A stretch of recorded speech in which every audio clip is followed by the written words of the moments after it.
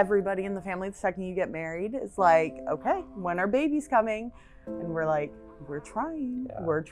And we just got to the point where we would tell people, we're like, you know what, we're gonna have one when we have one. And it was we were always struggle. We were always the people that, like, everyone's like, it'll happen when it happens. And it's like, it's not that easy. She was hard work, for sure.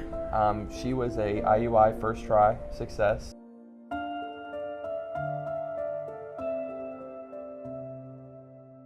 Every appointment, they were like, your blood pressure is high. Then I went into one of my appointments and my doctor's like, I don't know if you'll make it past 34 weeks. Definitely was a raise of concern, having that young of a baby and working in the dispatch center. I've been there just over 6 years now, and I don't think there's enough time to kind of explain all the calls that I've taken over the years. I mean, I've even walked somebody through giving birth on the side of the I-4.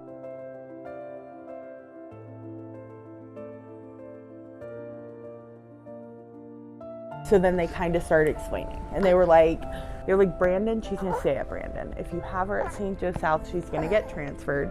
And we were like, we don't want a baby 45 minutes away, from our house in Tampa and having to, and we have family that lives over here, but he kind of explained, he was like, they can do everything. So they came in the morning and the doctor's like, you're having a baby. You just told me I'm having a baby at 31 weeks. So originally she was, I think when they first took her blood sugar, it didn't even read. It was so low, it didn't even read. Her sugar would keep dropping, and so there was some concern that maybe she would have to go on some sort of medications to help level that out. She was 4 days old when I first met them, and because she had some issues at the beginning of her life, they hadn't been able to hold her yet. So I think that was one of our first memories we made together, was the first hold. She's just the cutest little thing ever, but she was a big girl when she was born in comparison to these other babies. So I think she just kind of took everybody's attention. And to where they were calling us by our first name. And I know it's, Miss Tammy was the first one. Yes, she was the first. I mean, the second we met her, Jena and Tyler, like, she just knew our names, and then it just stuck. And every single time she sees us, hey Jena, hey Tyler, how you doing? Even if she wasn't our nurse. Oh my gosh, she's got pearls on her wrists. She's amazing. What? She's the greatest. First thing I did when I came in my shift after I got report was walk right in to see Marlee. I'd sit her straight up and I'd talk to her, and she would look at me and grunt at me, and I'd talk to her for a few minutes, and I'd put her down and go away, and I'd come back in later in the day just to visit her. So to see her today, and she's so alert, and she's awake the whole time, and she's looking at me and smiling at me. I mean, it's a really, to have her respond to me in that way is an amazing. Hi. Right. She's like, I know this lady. Hi, friend. All those nurses really just calmed our nerves so much that it got to the point where we, like I said, we felt like we were leaving her with a member of our own family. And I mean, I think Jena was in the transition room adding these people on Facebook, like, okay. The second we left. And the second we left. were in the car. The whole time I was like, I don't know if they can be friends with us on social media while we're here.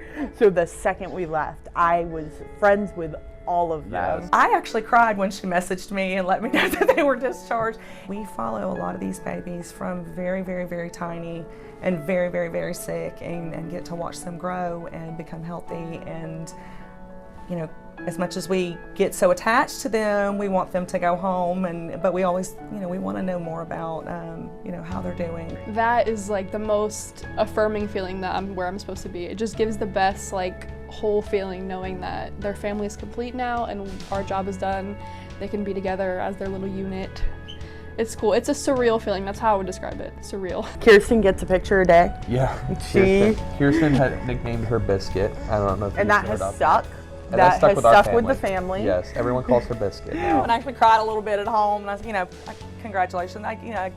I'm so happy for that. They were finally able to take her home to see them and see how great parents they are, because they, this baby was wanted for a long, long time before she ever got here. So I never had a doubt that they would be amazing parents, but to kind of see them in their element, it's really awesome. I want her, growing up knowing who these people are, because these people are a big reason of why she's here, and why she was able to come home healthy and stuff, and just getting to see everybody that knew her and that they loved her and we loved them. We couldn't have asked for a better team. We have pictures in her nursery of all the nurses. Said I will never have a baby anywhere else. It went from not, this isn't the closest hospital to us, but we were like, I was like, I will never, for the chance that my baby may end up in the NICU, I was like, we will 100% be going to Brandon because it's